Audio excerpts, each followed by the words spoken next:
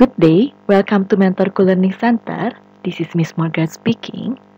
Today's topic is the continuation of the previous lesson, Imageries in Writing, Part 2.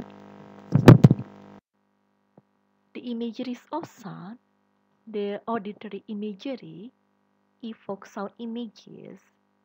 They can be noises, melodies, or even silence in the mind of the readers. Okay, example number 1. During summer nights, I fell asleep to the melodic trill of nightingale and woke up to chirps of thrush, greenfinch, and wren, a conversation in staccatos and rambling warbles. Okay, the specific words trill, chirps, staccatos, and warbles mimic the sound of those birds.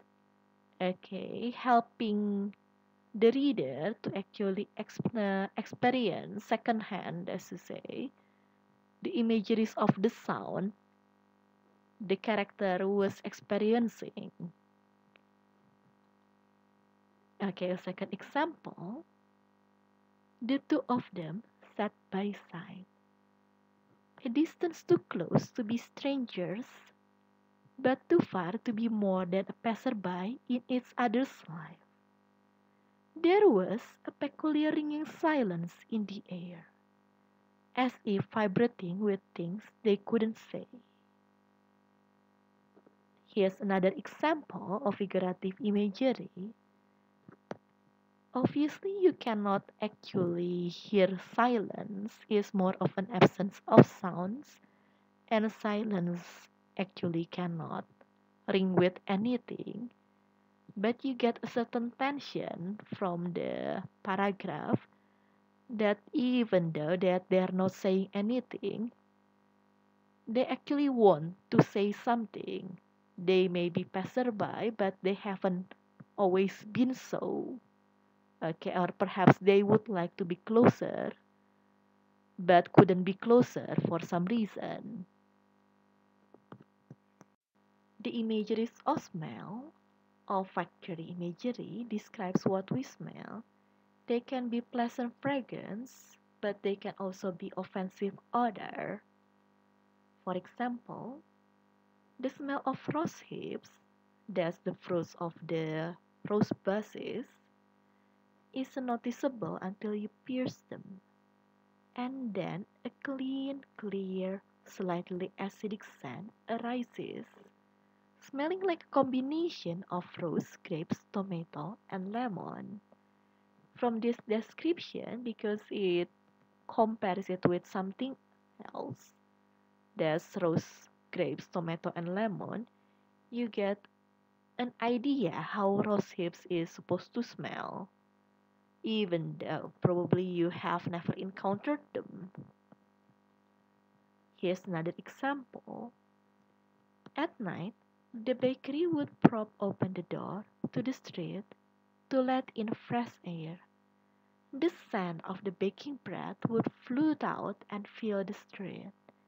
It was a clean, slightly sweet, yeasty aroma that somehow smelled warm, like you were inhaling a blanket on a cold winter day. Is obviously another example of figurative imagery because you cannot actually inhale a blanket, but it certainly gives an impression that okay, the smell of the bread gives us a positive cheer that you somehow feel warmer as if you are given a blanket, therefore strengthening the positive impression of this description. Obviously, imageries do not need to be used separately. Here's an example of mixed imageries.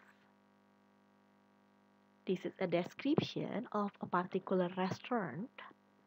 The restaurant was built of warm, unpainted brick, burnished cheerful tangerine in the afternoon sun.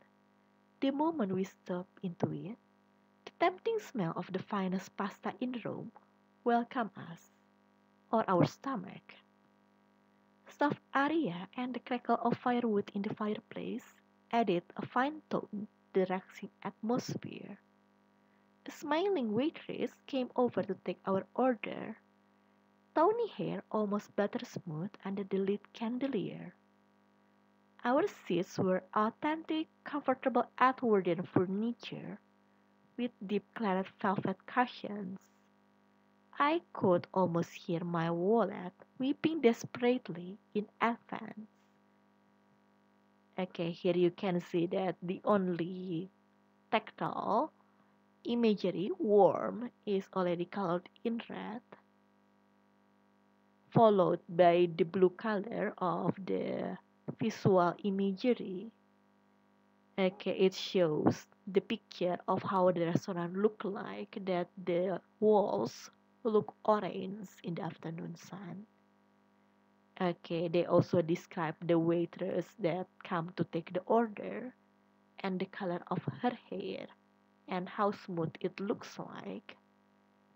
There is also description of the color of the cushion even. Okay, so certainly it strengthened the impression that this is a very luxurious restaurant indeed. The orange coloration is for the auditory imagery, that's the area and the sound of the firewood burning in the fireplace.